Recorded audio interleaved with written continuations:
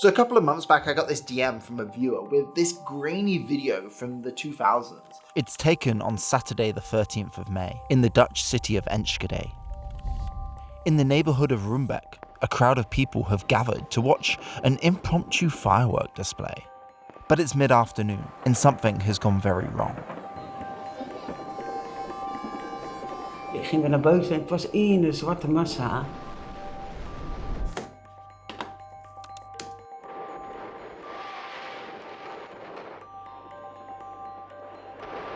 Before anyone has time to figure out what's going on, Enschede is under fire. And then, without warning,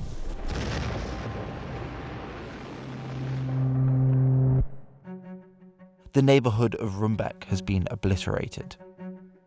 The death toll is rising, and thousands have lost everything. I can't believe that I'd never heard of this, but I know someone who has. When I remember about it, I do have one very clear image. My friend Jochem is a Dutch historian and makes videos for the present past. But I've actually never seen the site of the disaster. Ik krijg alweer koude rilling als ik er langs loop. 26 years ago, something inside this building triggered a chain of events, destroying thousands of lives. And together, we're going to find out why all these years on, people are still scrambling for answers.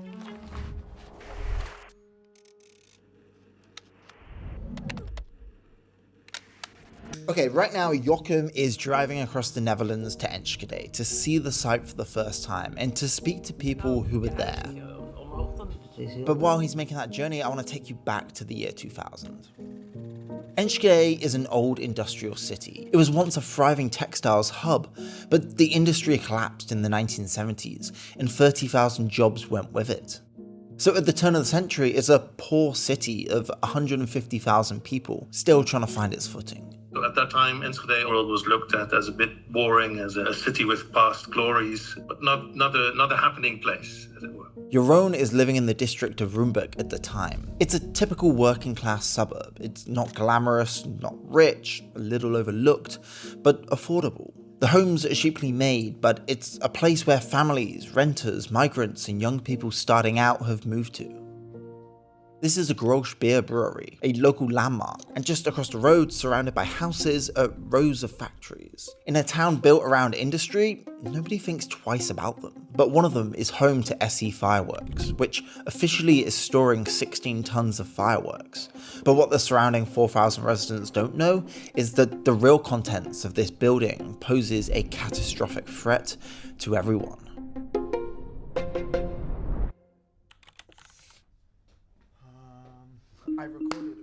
Okay, yeah, I want to know what fireworks are like in the Netherlands, because what people tell me, people are like, you should not go there on New Year's. It's like absolutely crazy. On New Year's we have fireworks, they go off, we have like firework night, but people don't generally set them off in public places. Like they do it in their gardens and stuff. Like I've never personally like set off a firework.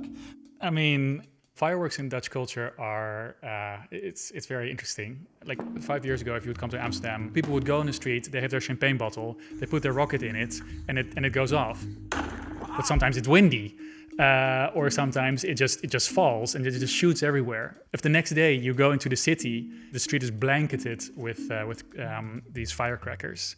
And then with New Year's Eve, if there are certain areas you maybe don't want to bike through them because, well, you're gonna get firework like thrown at you, and kids will be running around like chasing each other with these Roman candles.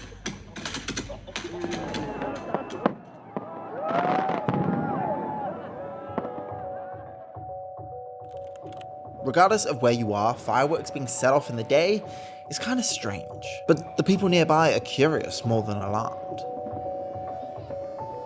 At 3 PM, a fire has broken out at the SE Fireworks depot. But word is spreading across town that it's a paper factory that has caught fire, and some fireworks have been set off. Soon after, firefighters arrive on the scene, unaware of what's actually inside the compound, and start tackling the fire that has now spread to one of the many storage containers outside. As the plume of smoke intensifies, the crowd is not dispersing. At 3:27, the fire appears to be under control. But minutes later, a second storage container catches fire. Hundreds of fireworks explode into the sky, leading to mass panic as everyone runs for cover. This man in the striped t-shirt was also photographed fleeing the depot as the fire broke out, looking visibly shaken. These are the only people here who know how bad things are about to really get.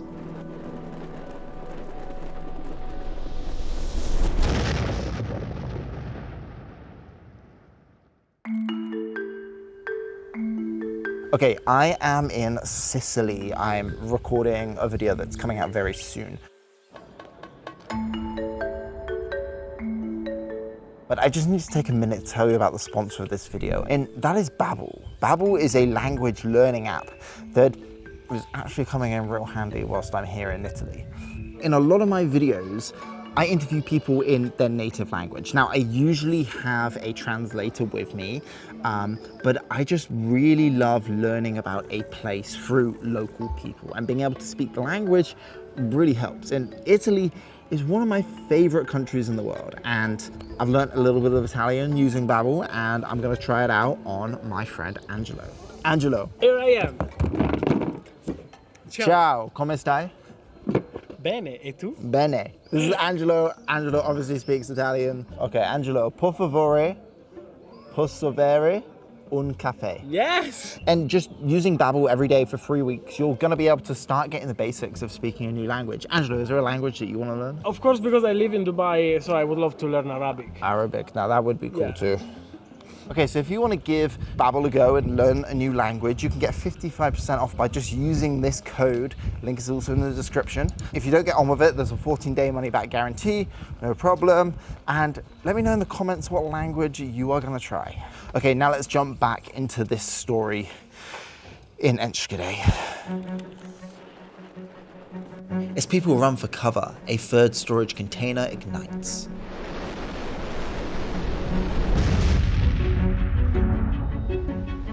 Windows have been blown out, and as the smoke clears, people continue to look for a way out of this nightmare. But the fireworks continue, and the explosion has set off a chain reaction inside the compound.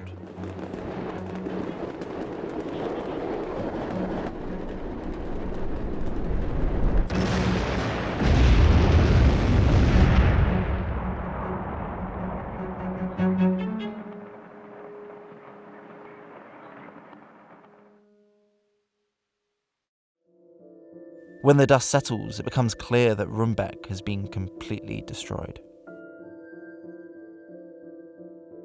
Hundreds are injured, dozens are missing. Anyone inside that compound when it blew, the chances of survival were 0.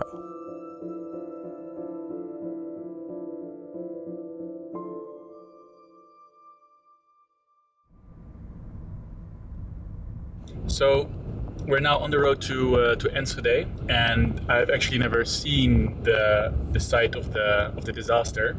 When I remember about it, I do have like one very clear image: this huge explosion, debris, dust hanging in the sky. I can't really see that, but apart from that, I also don't really know that much about it. So curious to see how it looks now. So we just arrived, and the first thing that you see is just how big this area is. You have this whole park, but then it's also the buildings behind it, and it's buildings on the other side of the street. So you really get a sense of the size of this explosion. Ik weet nog precies, zoals op een zaterdag. En omdat mijn zoon persfotograaf was, moest hij daar direct naartoe. En je zag het steeds zwarter worden boven Enschede. Hij durfde gewoon niet verder. Er waren zulke knallen en dingen en zo. En ook een kennis die ook fotograaf was, die is omgekomen. Dus het was allemaal heel dichtbij. We're in the middle of the park, and I think this is literally the impact crater. The ground is literally a lot lower than the rest of the park, and the concrete foundation is destroyed, and there's a hole in the ground basically. It just shows you the force of this explosion. Zich nog de schokgolf herinneren? Ja, absoluut. Ja, maar daarom, ik stond dus voor het raam met mijn zoontje. En die had ik toen uit bed gehaald, om al het kabaal wat er allemaal aan de hand was. En ja, al die ramen en alles, dat vloog eruit en de voordeur vloog eruit. Ja, gewoon alle paniek en puinhoop, je weet niet wat er aan de hand is. Ik moet altijd gelijk denken aan kinderen die vermist waren. Een buurmeisje die is omgekomen, Marjolein. Er is niks van haar over, er is niks van haar teruggevonden.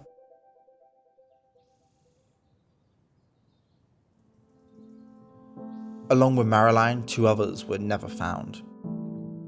Investigators said that they were completely vaporized. In total, 23 people lost their lives. This park now sits on the site of the disaster. These concrete foundations and the crater have been left deliberately as a physical reminder of what happened here. The explosion injured 950 people, half of whom needed hospital treatment. It destroyed 200 homes and businesses and seriously damaged another 2,000. So what I didn't know is that, I knew that people died, 23 people died, but 1,250 people were rendered homeless. It's basically the whole neighborhood. Over the following days, rescue workers pour into Enschede. Donations of food, clothing and essentials flood in for the victims. Queen Beatrix visits the site. Prime Minister Wim Kok pledged €225 million for reconstruction, saying that nobody would be worse off. And 100,000 people come out to pay their respects.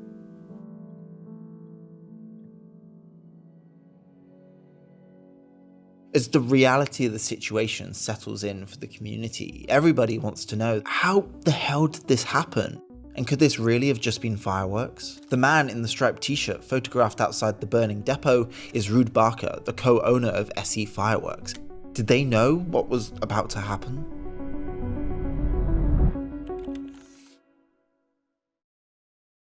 The question of the how and why basically started from day one. And there were many people who, although it was not allowed, snuck back into the disaster site to not only see if their houses or their belongings were still there, or looking for maybe missing pets, but also to look for evidence. Wanted to see it with their own eyes because they couldn't process it.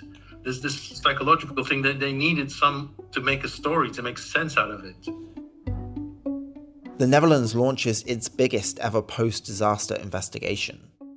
So they start with the company behind it all, SE Fireworks. They have a permit for 16 tons of Class 1 and 2 consumer fireworks. Think sparklers and fireworks you can buy in a store. 16 tons is the weight of a fully loaded fire engine. That could definitely take out a street if they're not stored properly. But what's actually stored on site isn't 16 tons. It's 177 tons of industrial-grade fireworks and explosives imported from China, the type that are used at major events. These carry a far higher explosive power and are strictly regulated. But the company has told authorities that only light consumer fireworks were stored here. The compound has one main building where fireworks are assembled, along with 16 steel shipping containers and 7 reinforced concrete bunkers. When the fire crew arrives, they flank the depot to get the fire under control. Unaware of what's inside, some climb onto the containers to fight the fire from above. But it's too late. Brandweermannen geroepen hebben, maak dat je wegkomt. En hij heeft het zelf ook niet meer gered. Dus er zijn 4 brandweermannen om het leven gekomen, daar in dat stukje. Seconds later, the entire depot explodes, sending a fireball more than 100 meters in diameter into the sky, trailing burning debris. 580 meters away, a man on a moped is struck by a piece of concrete and killed. In 2002, the owners of SE Fireworks are convicted for importing and selling illegal fireworks, breaking safety codes, and violating storage licenses. But they're both acquitted of the more serious charge of criminal negligence. So they're each sentenced to just 6 months and fined €2,250. Having already served 3 months on remand, they both walk free immediately. It takes 3 more years of appeals to convict them on culpable homicide. The Supreme Court gives them 12 months. They serve 5.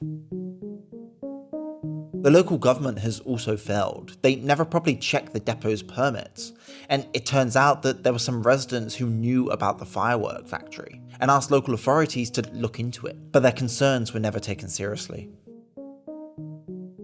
The sentences land like an insult, but for many in Rumbek, there's a bigger question still unanswered. What or who actually started the fire? Almost immediately after the explosion, the police identify a number of people who should have not been on site that day as persons of interest. One theory is arson.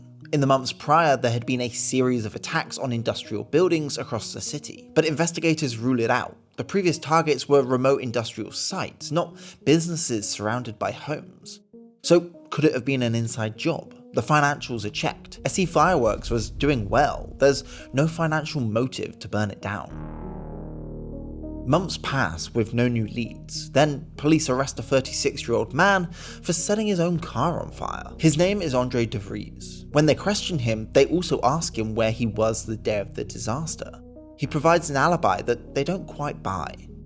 Police had already pulled 20,000 phone records from around the depot at the time of the explosion, and it turns out that those records placed de Vries at the scene. Forensic analysts find particles on his shorts that chemically match fireworks from the depot, at a concentration far exceeding anything found on bystanders. Police believe that de Vries was there to steal fireworks. One accidentally goes off outside the building, exactly where witnesses described seeing the first spark. And so 2 years after the disaster, Andre de Vries is convicted to 15 years in prison. Voor de duur van 15 jaar.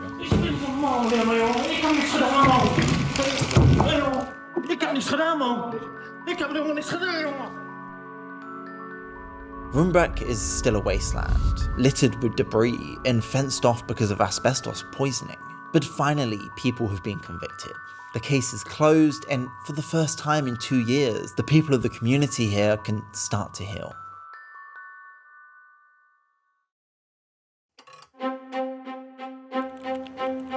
But that fragile sense of closure doesn't last. 1 year later, de Vries appeals.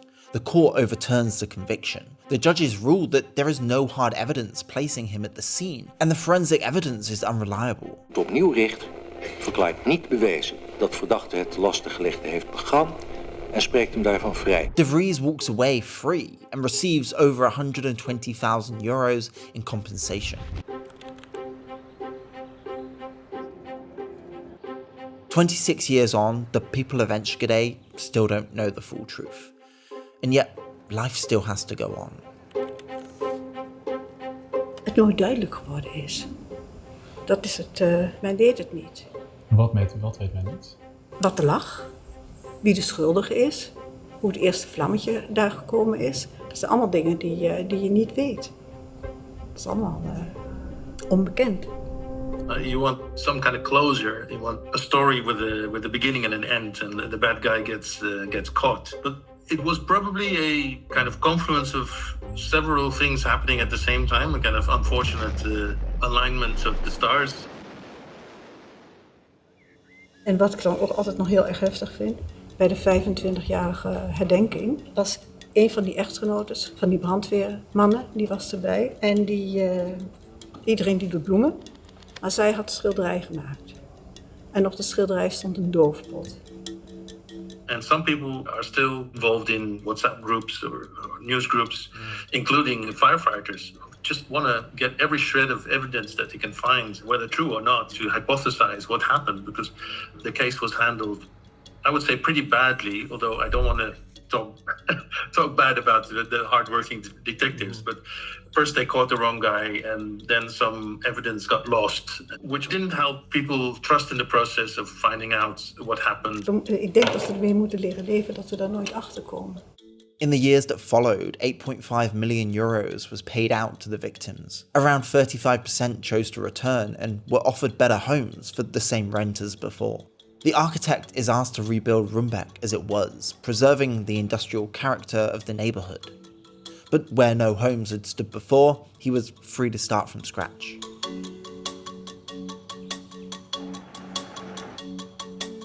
Today, if you didn't know what happened here, you might never guess. But there are clues. glass and steel where brick once stood, new buildings filling the gaps left by the explosion.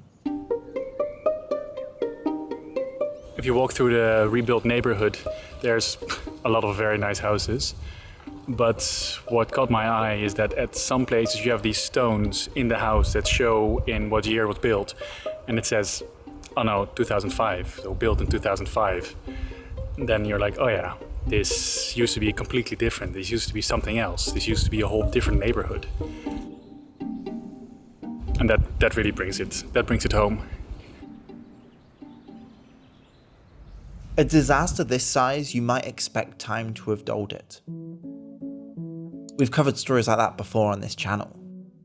But unanswered questions have a way of keeping things alive. Er zijn vaak mensen die hier komen wandelen, ook na zoveel jaar, die nog steeds toch op een of andere manier herinnering aan de vuurwerkramp. I wanted to interview one woman who was working at the museum that also has a display about the disaster. And she told me that she actually didn't want to do an interview because she was working and she was afraid she would get too emotional. It would impact her too much on her working day. And I think that really brought home to me how fresh this still is, like 20, 25, 26 years later after the event.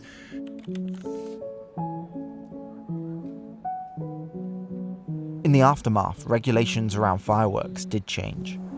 Stricter storage rules, limits on what could be imported and sold.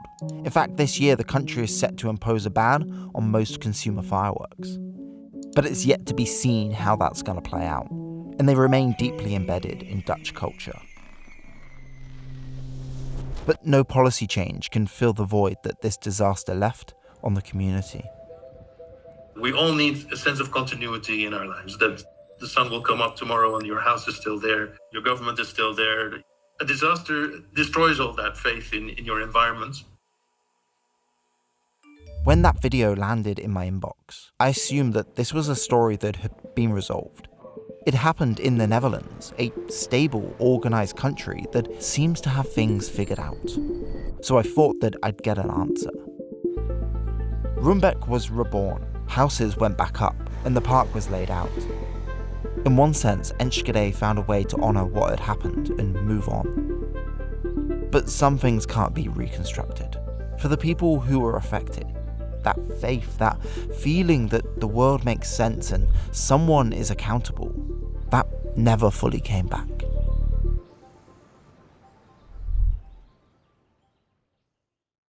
Well, thank you for going there. Next time, I would love to join you. A little birdie tells me that you may have a story in Bulgaria. I also may have a story in Bulgaria, so... Well, we can see if we can make this a thing, make it happen. More to come, I guess.